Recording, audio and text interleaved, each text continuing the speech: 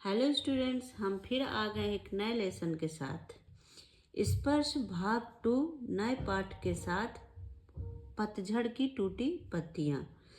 हमारे पाठ का क्या नाम है? पतझड़ की टूटी पत्तियाँ। पतझड़ की टूटी पत्तियों से तात्पर्य है जब वह टूटकर गिर जाती हैं तो उनके ऊपर हम ज़्यादा ध्यान नहीं देते हैं, लेकिन उन्होंने जो जीवन जिया होता है, जो जो उन्होंने देखा होता है, उसकी तरफ इंडिकेशन किया है। तो इन सब के बारे में हमें रविंद्र किलेकर ने बताया है, हमारा ध्यान आकर्षित करवाया है। ठीक है, तो यह पाठ हमसे क्या कह रहा है यह हम समझते हैं इसमें। ठीक है, इस पाठ में 2 प्रसंग हैं। पहला गिन्नी का सोना, जिसमें लेखक ने हमें उन लोगों से परिचित कराया है जो इस संसार को जीने और रहने योग्य बनाए हुए हैं। ओके। और दूसरा प्रसंग है छेन की देन, जो हमें ध्यान की उस पद्धति की याद दिलाता है जो बौद्ध दर्शन में दी हुई है, जिसके कारण आज भी जापानी लोग अपनी व्यस्त दिनचर्या के बीच कुछ चैन के लिए समय निकाल लेते हैं, कुछ फुर्सत के लम्हे अपने लिए निकाल लेते हैं। तो आज इसमें हम इन 2 प्रसंगों के बारे में जानेंगे। ठीक है क्या? गिन्नी का सोना और छेन की देन। ठीक है, तो पहले क्या है? गिन्नी का सोना। शुद्ध सोना और गिन्नी का सोना दोनों अलग अलग होता है। ठीक है, जो शुद्ध सोना होता है वो अलग होता है और गिन्नी का सोना अलग होता है। गिन्नी के सोने में थोड़ा सा तांबा मिलाया जाता है, जिससे ज़्यादा चमकदार बनता है और थोड़ा मजबूत होता है, और शुद्ध सोने से ज़्यादा ये मजबूत होता है। ठीक है, इस कारण औरतें अक्सर इसी के गहने बनवाती हैं। और शुद्ध सोना जो है वो बहुत ही मुलायम होता है और बहुत नाजुक होता है। अगर उससे ज्वेलरी बनवाई जाए तो ज्वेलरी बहुत जल्दी टूट जाएगी या मुड़ जाएगी। तो इसलिए अक्सर गिन्नी के सोने से ही ज्वेलरी बनवाई जाती है। शुद्ध आदर्श भी शुद्ध सोने की तरह होता है। ठीक है, इसमें हमें आज हम यही पढ़ेंगे कि आदर्श कैसे होने चाहिए। तो शुद्ध आदर्श भी शुद्ध सोने की तरह होता है, परंतु कुछ लोग उसमें व्यावहारिकता का थोड़ा सा तांबा मिलाकर चलाते हैं, जिन्हें हम क्या बोलते हैं? प्रैक्टिकल आइडियालिस्ट। ठीक है, परंतु वक्त के साथ उनके आदर्श पीछे छूटने लगते हैं, पीछे हटने लगते हैं, और व्यवहारिक सूझबूझ ही केवल आगे आने लगती है। यानी सोना पीछे रह गया और केवल तांबा आगे आ गया। ठीक है, तो इसमें क्या समझाया है कि जो आदर्श है वह आदर्श को शुद्ध सोना बोला गया है, और व्यवहारिकता को उसमें तांबा बोला गया, कि तांबा मिला के लोग आजकल व्यवहारिकता दिखाते हैं। ठीक है, कुछ लोग गांधी जी को प्रैक्टिकल आइडियालिस्ट कहते हैं। ठीक है, क्या कहते हैं? वे व्यवहारिकता के महत्व को जानते थे, इसलिए वे अपने विलक्षण आदर्श को चला सके। ठीक है, कौन? गांधी जी जो है अपने व्यावहारिकता के महत्व को जानते थे। वो जानते थे कि मुझे कैसे अपने आदर्श के साथ साथ व्यावहारिकता को चलाना है। ठीक है, इसलिए वे अपने विलक्षण आदर्श को चला सके, वरना ये देश उनके पीछे कभी न जाता, उनके आदर्शों पर कभी न चलता यह देश। यह बात सही है, परंतु गांधी जी कभी आदर्श को व्यावहारिकता के स्तर पर नहीं उतरने देते थे। वो व्यावहारिकता को आदर्श पर कभी हावी नहीं होने देते थे, बल्कि वे व्यावहारिकता को आदर्शों के स्तर पर चढ़ाते थे। वे कभी आदर्श को व्यावहारिकता पर आदर्श को हावी नहीं होना देना चाहते थे। और वो क्या करते थे कि अपने आदर्शों के माध्यम से वे व्यावहारिकता चलाते थे आगे। ठीक है, वे सोने में तांबा मिलाकर नहीं बल्कि तांबे में सोना मिलाकर उसकी कीमत बढ़ाते थे। समझ में आया कि वो गांधी जी जो है आदर्श को आगे रखते थे, उसके पीछे बड़ी चालाकी से धीरे धीरे व्यावहारिकता को शामिल करते जाते थे। ठीक है, लेकिन अपने आदर्श उन्होंने कभी नहीं छोड़े हैं, इसलिए सोना ही हमेशा आगे रहता, तभी आदर्श उनके आगे रहते थे। व्यवहारवादी लोग हमेशा सजग रहते हैं, हर काम लाभ हानि का हिसाब लगाकर करते हैं।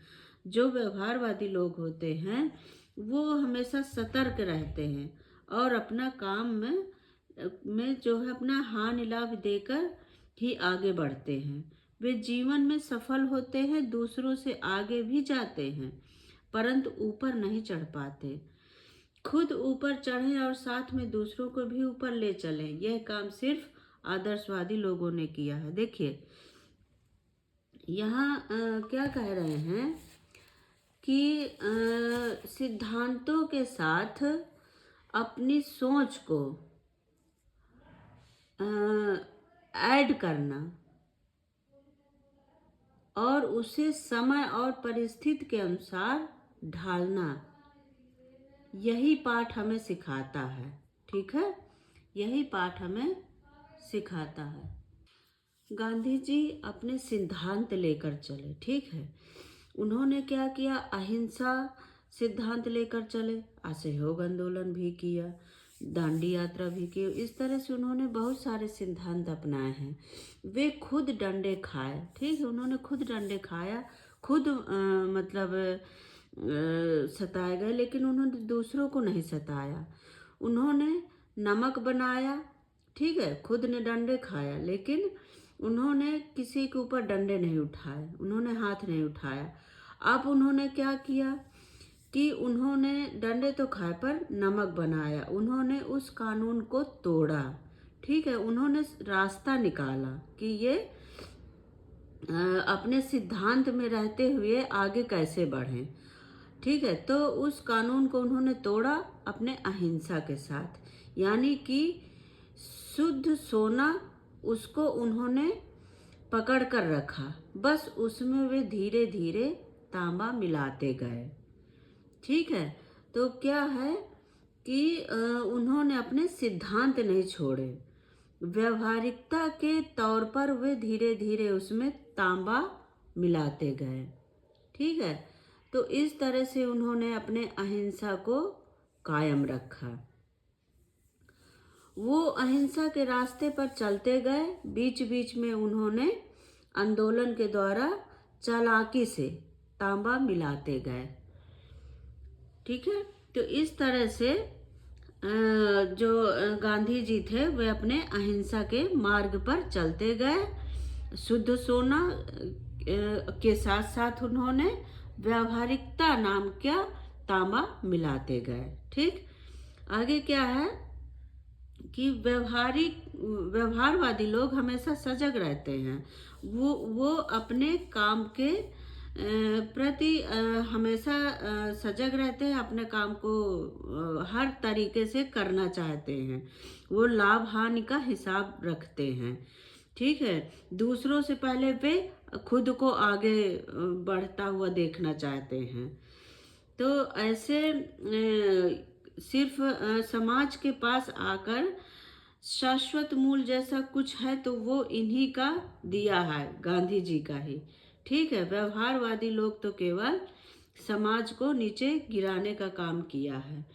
तो ये हमने इसमें गिन्नी के सोना में देखा। अगला क्या है हमारा, देखिए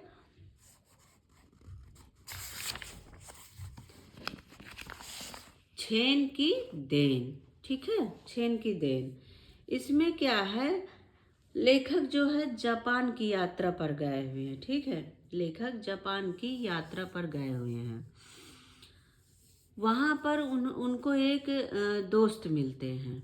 ठीक है, उनसे वो क्या पूछते हैं कि पूछा कि यहाँ के लोगों को कौन सी बीमारियां सबसे अधिक होती हैं। इस पर उनके मित्र ने जवाब दिया कि मानसिक।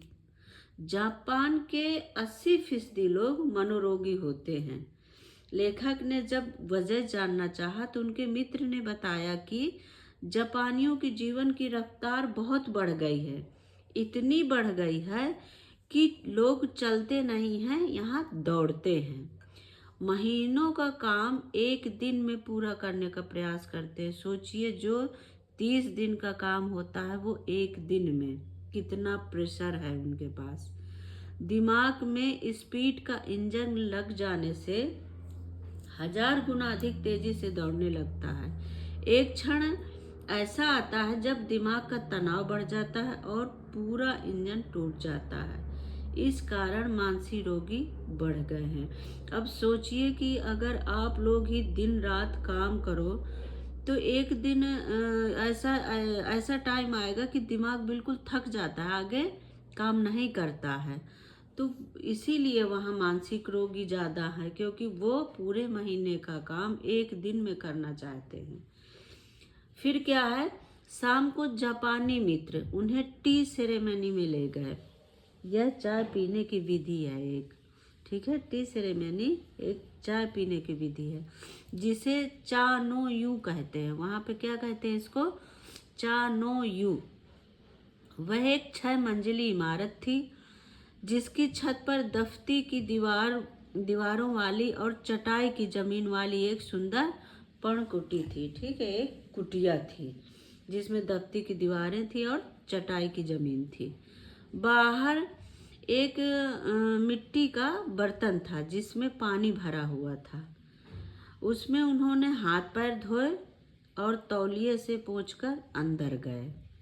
वहाँ पे गए और हाथ पैर धुला, फिर पोछे ओछे और अंदर चले गए। अंदर बैठे चाजीन ने उठकर उन्हें झुककर प्रणाम किया। जैसे ही वो अंदर गए तो उन्होंने फिर चाइनीज ने प्रणाम किया और बैठने की जगह दिखाई। उसने अंगीठी सुलगाई। क्या किया, देखो बड़े मतलब जो ये टी सेरेमनी है ये दिमाग को शांत करने के लिए है। तो देखिए किस तरह से वो धीरे धीरे अपना काम कर रहा है। क्या किया, वह सबसे पहले उसने अंगीठी सुलगाई, फिर उस पर चायदानी रखी, बगल के कमरे में जाकर बर्तन ले आया। भाई अगर जल्दी होता तो वहीं बर्तन होते, वह पहले से चाय पक रही होती, छान के दे देते, लेकिन नहीं, अंगीठी अभी सुलगाई। फिर बगल के कमरे में जाकर बर्तन लाया, फिर उसे तौलिए से साफ किया। वह सभी क्रियाएं इतनी गरिमापूर्ण तरीके से कर रहा था, इतने आराम से कर रहा था, शांति से, जिससे लेखक को उसकी हर मुद्रा से सुर गूंज रहा था कि मतलब पल पल की कुछ भी हो, सब कुछ सुनाई दे रहा था। उस ऐसा वातावरण था वहाँ, बिल्कुल शांत। वह इतना वातावरण वहाँ शांत था कि चाय का उबलना भी साफ साफ सुनाई दे रहा था, ठीक है। चाय तैयार हुई और चाजीन ने चाय के प्याले में चाय भरी और उसके 3 मित्रों के सामने रख दिया, ठीक है। शांति को बनाए रखने के लिए वहाँ 3 व्यक्तियों से ज़्यादा एक साथ प्रवेश नहीं कराया जाता था। वहाँ पे सिर्फ 3 व्यक्ति ही अलाउ थे ताकि शांति रहे। प्याले में 2 घूंट से ज़्यादा चाय नहीं थी, मतलब प्याला था पूरा, उसमें सिर्फ 2 घूंट चाय थी। वे लोग ओंठों से प्याले को लगाकर एक एक बूंद कितनी देर तक पिया उन्होंने, 1.5 घंटे तक पीते रहे वो। पहले 10-15 मिनट तक लेखक ने उलझन में रहे। पहले जब धीरे धीरे, भाई अब कितना, 2 घूंट कप चाय वो 1.5 घंटे तक पिए, यानी हम तो 1 मिनट के अंदर ही ख़त्म कर दें, सोचो वो 1.5 घंटे तक पीते रहे। पहले 10-15 मिनट तो लेखक को बहुत उलझन हुई, ठीक है। फिर क्या, धीरे धीरे उनके दिमाग की रफ्तार धीमी पड़ती गई और फिर बिल्कुल बंद हो गई। मतलब वो धीरे धीरे उस चीज़ के फिर आदी होने लगे। उन्हें लगा वह अनंत काल में जी रहे हों जैसे। उन्हें सन्नाटे की भी आवाज़ सुनाई देने लगी। इतना वहाँ पे शांत हो गया कि सन्नाटे सन्नाटे की भी आवाज़ सुनाई देने लगी उन्हें। अक्सर हम भूतकाल में जीते हैं या फिर भविष्य में, ठीक है। अक्सर हम बैठे होते हैं तो ये तो हम पहले की बातें सोचते हैं या फिर क्या करेंगे, क्या होगा, ये सब सोचते हैं। परंतु ये दोनों काल मिथ्या हैं, ठीक है। जिसे जीना है असली जीवन, उसे वर्तमान में सोचना चाहिए। वर्तमान ही सत्य है और हमें उसी में जीना चाहिए। चाय पीते पीते लेखक के दिमाग से दोनों काल हट गए थे। कौन कौन से? भूतकाल और भविष्य। वो सिर्फ वर्तमान में थे, ठीक है। बस वर्तमान का क्षण उनके सामने था, जो कि अनंत काल, मतलब कितना विस्तृत था, कितना बड़ा था, उन्हें भी नहीं पता। अनंत काल था। असल जीना किसे कहते हैं, लेखक को उस दिन मालूम हुआ। देखिए, इस पाठ से हमें भी बहुत कुछ सीखने को मिलेगा, है ना। हम अधिकांश से कहाँ खोए रहते हैं कि ये कर दे, वो कर दे, आगे के लिए ये हो जाए। लेकिन हमें क्या है, हमें वर्तमान में ही जीना चाहिए। वर्तमान को अगर हमने वर्तमान अच्छा बना लिया तो हमारा भूत भविष्य दोनों अच्छे होंगे। ठीक है, हमारा भविष्य बहुत अच्छा होगा अगर हम वर्तमान के साथ ईमानदारी से अच्छा करते चले गए तो। ठीक है बच्चों, तो ये हमारा लेसन यहीं पूरा हुआ। आगे इसके मैं क्वेश्चन आंसर तैयार करूँगी जो कि आपके बुक में है। तो कैसी लगी आपको वीडियो ज़रूर बताएं। थैंक यू बच्चों, बाय बाय।